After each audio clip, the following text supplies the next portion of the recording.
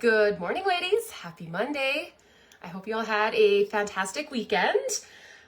Today's live, I'm going to get right into it. It's titled Unsustainable Approaches for Sustainable Results. And I briefly touched on this on Thursday during the Q&A, said I would do a separate live on this topic. But the question that prompted this entire live is this. I don't know how to stop these dips in performance. Sometimes I feel really locked in, and other times I get annoyed I can't eat all the things that I want. It's hard to find balance. Any tips? And the thing is, when you have a specific goal to reach and there's a timeline on it, I don't think that seeking or finding balance is what you're after. And that's what I want to talk about today. Namely, again, the topic is unsustainable approaches for sustainable results. And I guess what we want to ask ourselves is, what part of your journey should be considered sustainable and which are unsustainable? Sustainable means being able to maintain the physique that you've worked for, and not even just physically, but how you feel, your digestion, your energy, your mood, your sleep, your sex drive, your recovery, your strength, all of these things. Sustainable means being able to maintain the physique you've worked for without restricting calories like crazy, without doing a bunch of cardio, without a specific step goal in mind. Sustainable results doesn't mean that the process to get there is sustainable. And I'm going to talk more about fat loss today, just because it is a very common goal. Fat loss is the main goal for most. And to get fat loss, we need to be in a calorie deficit. Yes, there's other things that, of course, need to be in alignment with that, but we do need to consume less calories in order to utilize stored energy, which is body fat. And a deficit, it's uncomfortable. Like, we do not like being hungry. It's uncomfortable. It means less food. It means more movement.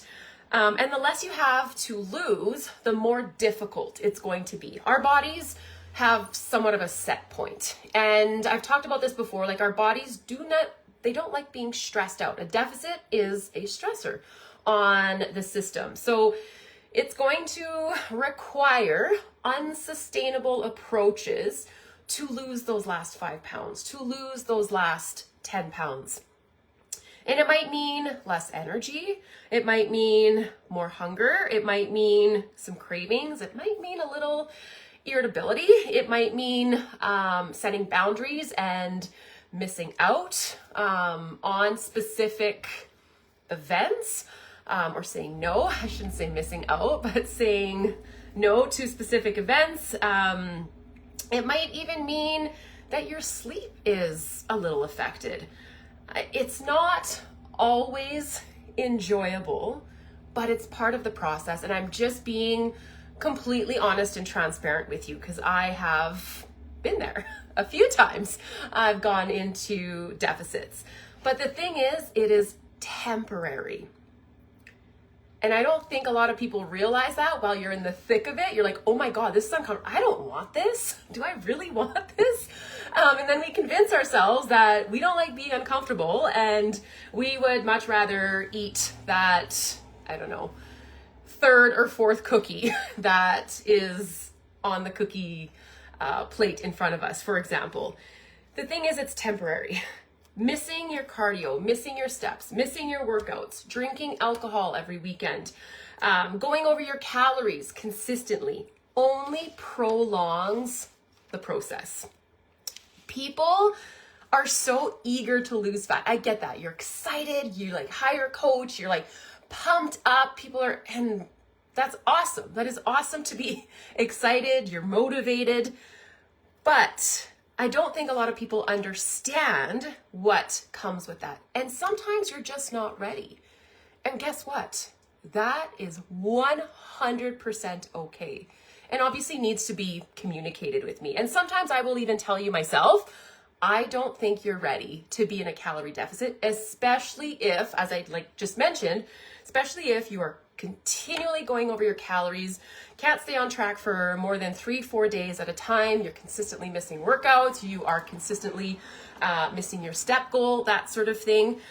I will often just tell you for your best interest that you might not be ready, and that's okay. We can't have something we want by not doing anything different to get there. You can't tell me that you want to continue eating a certain amount, that you want to go out several times a week, that you want to drink every weekend, but I want to lose 10 pounds, Danielle.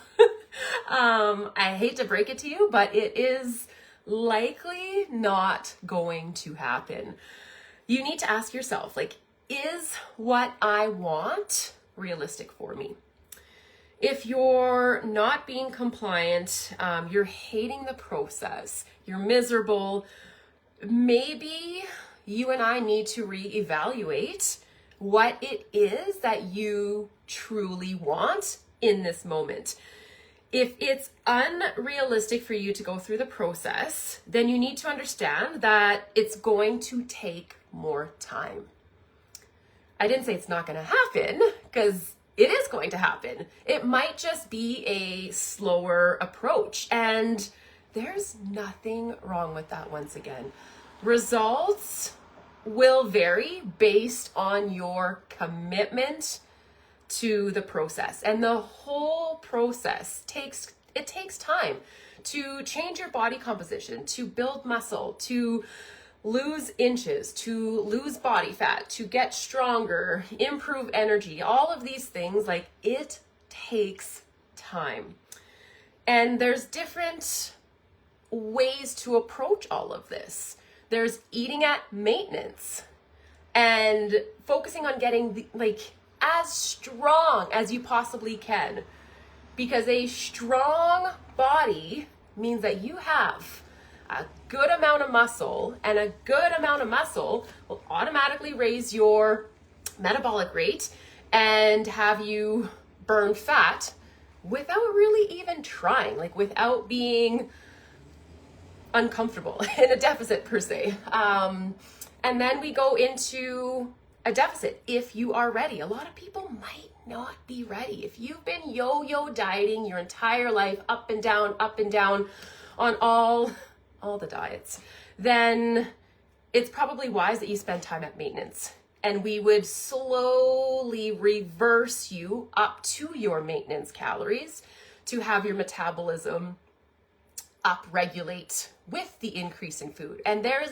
magic that happens in these reverse diets. And I know there's a few of you that are probably nodding your head that are listening to this because you've been through it and have been super successful on your reverse diets under my guidance. The thing is, if it's too much, if you feel overwhelmed, if it's just you just don't like the process, then that's something that just needs to be communicated with me. Health and well-being is a top priority to me. Your mental health, your emotional health, your physical health. If you aren't compliant, tell me. Obviously, I have a pretty good idea if you're not being compliant. But again, communication is key. I'm never here to guilt you, make you feel bad. I am 100% here to support you. And I know that this process is not an easy one. And that's why you have the support of myself and, of course, the community as well. I just want to remind you, don't come with expectations of reaching a certain goal if your environment or circumstances aren't ready to support what it's going to take to get there. And what I mean by that is, for example, you come to me and you say, hey, Danielle, I want to lose 10 pounds this month, but I'm away every single weekend. Well, probably not going to get there. Unless, of course, you are sticking to the plan, you don't miss, then there's a likelihood that it's going to happen. But often if we are away on weekends, you might not be tracking your food. You might not have access to a refrigerator with your own food. You might be eating out a little bit more. You might be surrounded by a few temptations that have you lean a certain way. Again, I focus on health first. I will never put anybody on a crash diet because one, it's not good for you. You're going to be miserable. It's going to completely downregulate your metabolism. And once you start eating because you're so freaking hungry, you'll probably gain all the weight back and then some. And some of you might have unfortunately gone through that. So in wrapping things up here, if I brought some things up today that made you go, sit with it, reflect, journal, whatever it takes, think about it on your walk today. Take an inventory on yourself. Like, ask, has your food been exactly where you want it to be or it should be? Has your movement, cardio, workouts, have they been achieved according to what you and I have, made an agreement on that you can sustainably do at this point in time?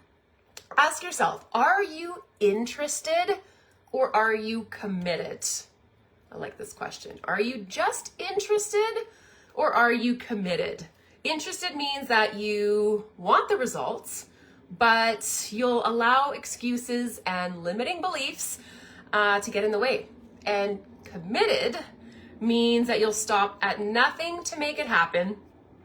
Your excuses and narratives have no power over you. So it's very much your journey. You'll get from it ultimately what you put into it. So I'll leave it there for today. Of course, if you have any questions, comments, please drop them in the comments below. And I hope you have a fantastic week. Talk to you soon.